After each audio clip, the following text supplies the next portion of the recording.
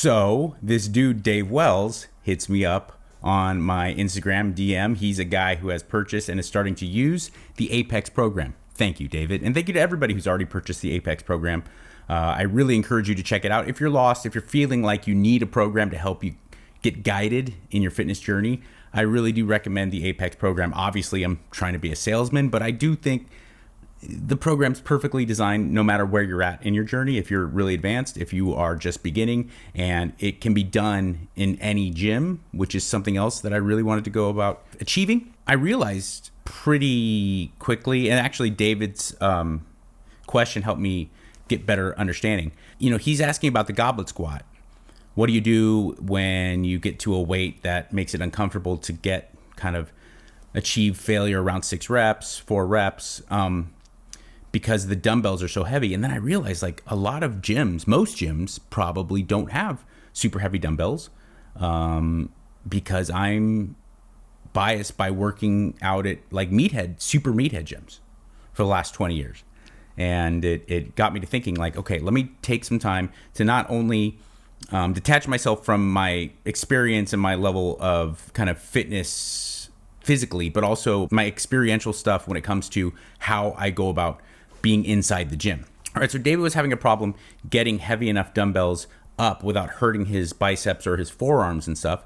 And it's a really good question, because the Goblet Squat's kind of peculiar, and it's not something that most people are super used to, but it is a great exercise. So here is a little demo video to show you how you go about doing that and what you should be doing throughout the entirety of the movement with the Goblet Squat. Instead of trying to hammer, curl, or swing it up, load it up on something higher, like I did here on a bench, and then get in the bottom position of the Goblet Squat and roll it back on. There, your wrists and your forearms are already at that 90-degree angle to take care of leverage. Keep that angle right here, 90 degrees from the ground the entire time, all the way down, all the way up. I'm allowing leverage and science to take the brunt of it instead of my tendons and my biceps. Notice right here, I'm going to pause, and you can see the whole time I'm keeping that angle with my forearm, so that it also keeps my back straight and upright, and it makes for a better Goblet Squat. So there's a little tip. Thank you once again to Dave Wells for a great question, and check out the Apex program exclusively at Train Heroic. And then also he asked about Smith machines on deadlifts and on squats and bench press. My take on the Smith machine is I'm not like most like super classic meatheads where it's like the Smith machine is gay. And I know that's like meme stuff, but it's true. Like real meatheads will put, like, if you squat in the Smith machine, when are you going to come out to your parents?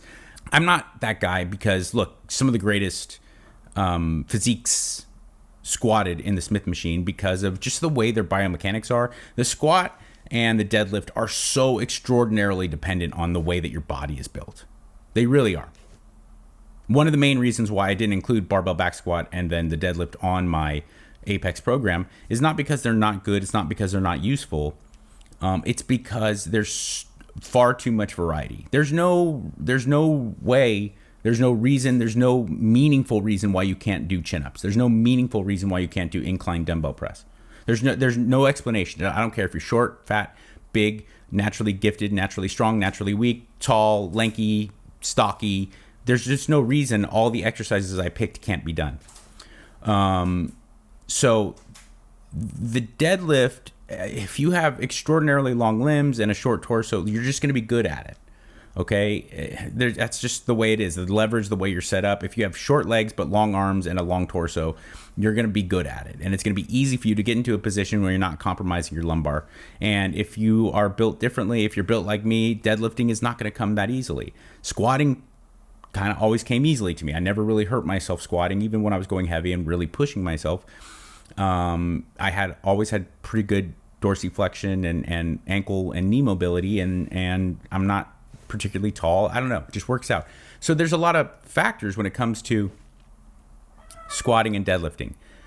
If you find that you can achieve a more upright torso with squatting in a Smith machine, I'm all for it. C-Bum, for instance, is a great example of a guy who squats in the Smith machine for that reason. It just is easier with his biomechanics. Dorian Yates is another one. What's your thoughts on barbell squats? Well, I didn't do them. I did them when I first started training, yeah. I was always getting pain if I squatted with the free weights. Check out your own structure and how they feel for you. Watch Tom Platts do a squat. His upper body's like that. His quads are doing all the work. Well, we're taller and we're going to lean forward. Therefore, it's going to be more on the lower back, more on the hips. Dorian Yates says, look, if you can squat like Lee Priest and can stay completely upright while you're doing your barbell back squat, you should do it. I couldn't, and I found that I could get a really good amount of tension into my quads and my glutes by squatting in a Smith machine. So he did it, and he went really heavy, and he got really good, and he had great legs. So that's my take on the squat. There's no reason to deadlift in any way. Arguably, you could do like variations of the Romanian deadlift in a Smith machine, but there's no reason you should ever deadlift in a Smith machine. It's just insane. That's an insane idea. There's some argument for rows. Bench pressing, I guess. I don't see the value unless you get really scared about having a squatter, but not having a spotter. But honestly, it would be so hard if it was going heavy and you're getting to failure. It'd be so hard to roll it back anyway at the bottom position. There's just no reason to be bench pressing in a Smith machine. Incline bench pressing in a Smith machine does make sense because you can really dial in where it hits on your clavicle. I found incline pressing, if you're going to do barbell incline press on a Smith, does have some advantage, and you can kind of control the movement a little bit better and get a little bit more tension in the area that you want to train, simply because you're not having to worry about the angle at which the bar goes up and down. Those are my feelings on it. Those are outside of saying like I don't think you should ever deadlift on a Smith machine. I don't think those are particularly objective or hard ideas. Those are just my opinion. Go ahead and feed me questions if you have a question like Dave did. Great question. Thank you, Dave. On my Instagram, TikToks, and all that, I'm at Mike Catherwood or at Mikey Likes You #1. At Mikey Likes You 1. I had a crazy story. My wife told me I should tell this on the podcast just because it's so bananas. All right, I hear you. But I'm leaving the gym actually the other day, and I'm in my truck. I drive a big truck. Okay, yes, I have a small dick, whatever. I live on a farm in Texas. I need a truck. I carry bales of hay and equipment and lumber all day, every day of the week. At some point, I'm putting stuff in the back of my truck. So I need a big truck, and I also have a really sketchy kind of driveway in a rural part of Texas. You can't even get up and down my driveway without a four-wheel drive. So I have a big truck, Chevy Silverado. I love my truck. Go America. I'm backing out and driving. For those of you who are familiar, you get what I'm saying. For those of you who are not, when you're driving a really high off the ground vehicle that's very large, sometimes it's very difficult to understand what's around you really close to you. Obviously, if you're being a responsible driver, which I was, I'm not trying to cover myself here, but I'm a sober Mike is a good driver. And I'm very responsible. And I'm in a parking lot. Like, there could be children running, who knows?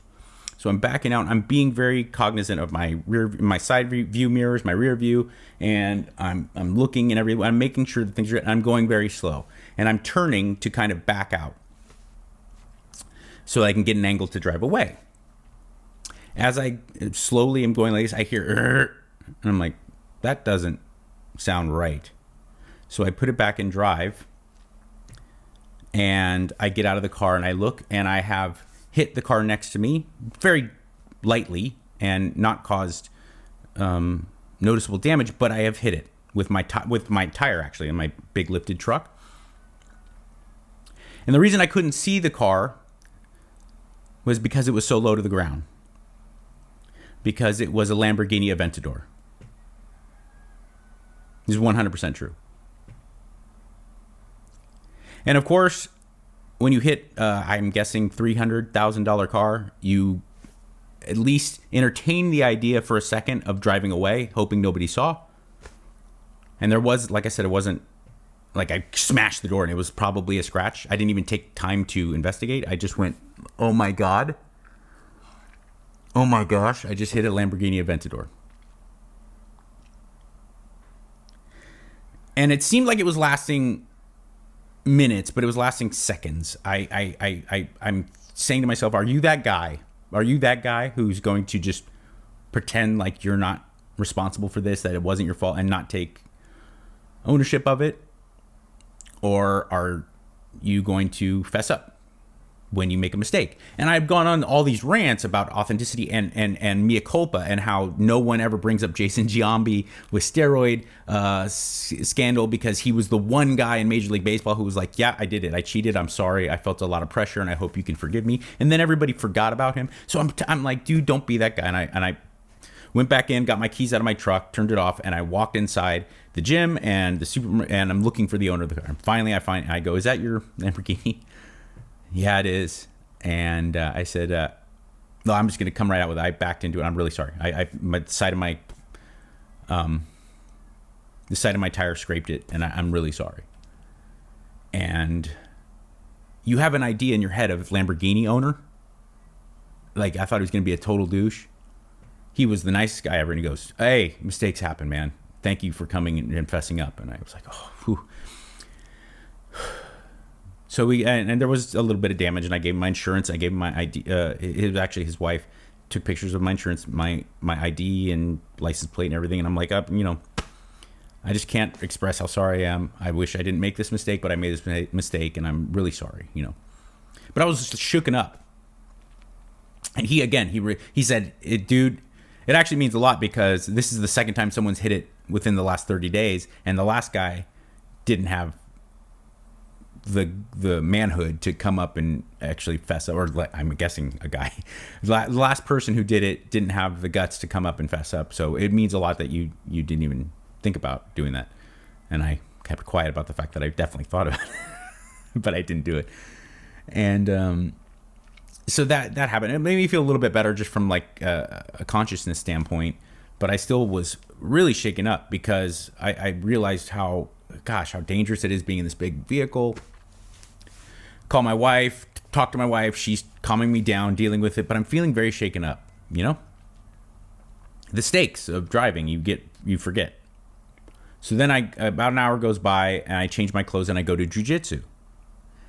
So I drive to jiu-jitsu and I get to the parking lot. Now I'm in the parking lot, and I automatically got hit with this very weird awkwardness of being in a parking lot with lots of cars passing around me, because I had just had this experience, man. And I'm driving extraordinarily slow. It would have been perfectly reasonable to drive 10 miles an hour in this parking lot, this large kind of industrial complex. Lots of space between the cars. And I'm driving I'm not parking. I'm just driving to find a parking spot. But I'm literally idling, because I feel weird. There's something going on internally, externally, everything around me. The universe doesn't feel right. And I know that it has everything to do with just getting in this very strange incident with my car. But I don't. So I'm literally idling. And there's no one around really. And I'm just idling, thinking, staring. And a kid, like a 2-year-old, sprints in front of me, maybe 10 yards in front of me. And I slam on the brakes, and I have my windows down, because I'm paranoid. Again, I'm paranoid. I have a big lifted truck, and I'm paranoid about the stuff that's near me. So I have my window. I was like, oh, dude. And there's just this millisecond where he turns and he looks at me, and we both kind of are shaken. His mom follows right after him, and he has a hoodie on. Grabs him by the hoodie and yanks, and she's like, no, you can't. And she picks him up, and he starts crying and is holding him, and she looks at me and she goes, thank you. And I was like, of course, like, yeah. Oh no, she said, sorry. Like, I was like, no, okay, yeah. No problem. I just did one of these. If I was going normal speed, I would have hit the kid. You understand? Like, if I was not driving irresponsibly, of not being wild, if I was just going 10 miles an hour, I would have hit this kid. And my life would be ruined forever. So it's weird, man. I just thought I'd tell that story, because my wife was saying, that's incredible. Like, and I absolutely was idling, going 3 miles an hour. I don't know what an idle is. It's somewhere in that ballpark, right? I was like golf cart, because of what had just happened. And so, I certainly dealt with the why me kind of shit with the accident with the Lamborghini, but at the same time, maybe I was lucky enough to get a chance to step back and see the whole picture. No, I just thought I'd tell. I thought that was kind of a kooky, wild story. And in this crazy, mixed up world that makes you think that nobody cares, remember, I do. Be good.